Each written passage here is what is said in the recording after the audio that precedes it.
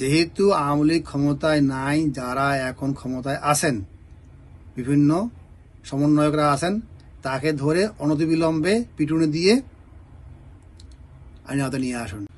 আসসালামু আলাইকুম। আমি মোহাম্মদ আব্দুল জলিল, সাবেক শিক্ষক, অ্যাডমিশন কলেজ বলছি, ঢাকা 1000 আসছে তৃতীয় পর্বে। আজকে 3 মার্চ 2025 সালের সোমবার।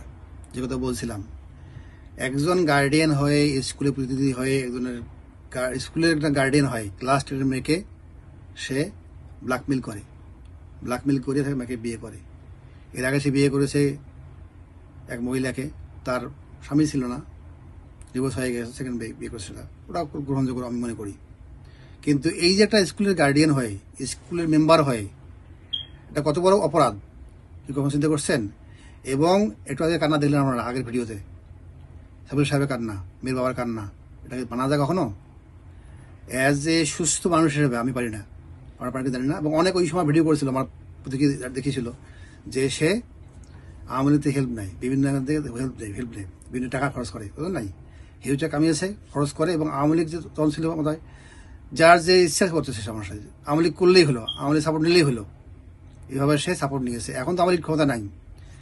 যেহেতু আওয়ামী লীগ ক্ষমতায় নাই, যারা এখন ক্ষমতায় আছেন, বিভিন্ন সমন্বয়করা আছেন, তাকে ধরে অনতিবিলম্বে পিটুনি দিয়ে আইনের আওতায় নিয়ে আসুন। তার নামে মামলা করা আছে, দুর্নীতি দমনে সেটা করেছেন, এবং তার নামে নারী নীতি মামলা আছে, 2-3টি দেওয়া আছে। এবং সে যে রায় কিনে নিয়েছে, আমি মাননীয় প্রধান আইন উপদেষ্টা বলবো, রিকোয়েস্ট করব, আপনারা বিষয় দেখুন, সহযোগী হয়ে আদালত জন্য এটা করে। কারণটা হচ্ছে এইসব লোক সমাজ নষ্ট করেছে, এবার সামনে আরও করবে।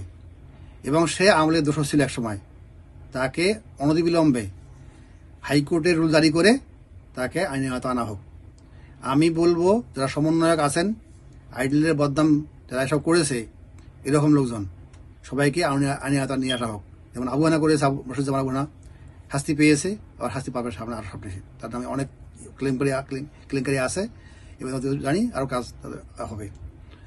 এবং আবু হানা যা দোষ ছিল ওই সময়, যেমন মনিরুল হাসান, তাকে এখন শাসন করা হয় নাই, আমি জানি না কেন করে নাই। আমি ভিডিও বানিয়েছি, অনেকে বলেছি, আমি গভর্নিং বডিকে বলবো অনতিবিলম্বে তার বিরুদ্ধে অ্যাকশন নিন। এবং আমি একবার ভিডিও বলেছিলাম, পর্নোগ্রাফি সে মাস্টার ছিল একসময়, এখনো কিন্তু মাস্টার আছে, সেই ভিডিও চলে আসছে কিন্তু হাতে। আমি বলবো স্কুলকে আর ডুবাবো চাই না। আমি যা বলেছি সত্য বলেছি, কোনো চলে নেই।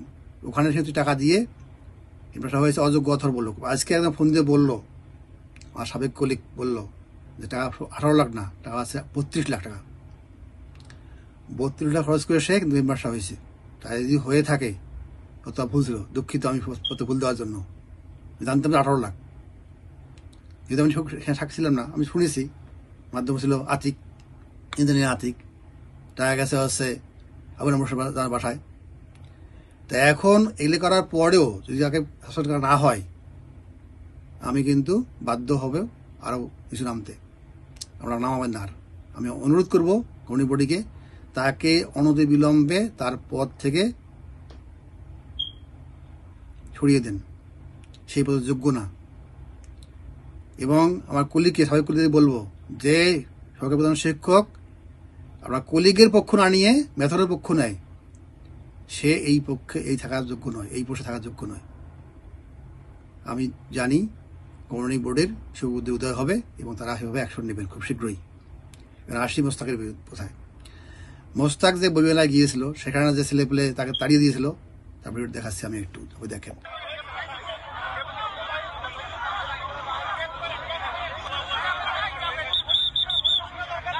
তাকে শুধু তাড়িয়ে দেয়, দেখেন কিভাবে।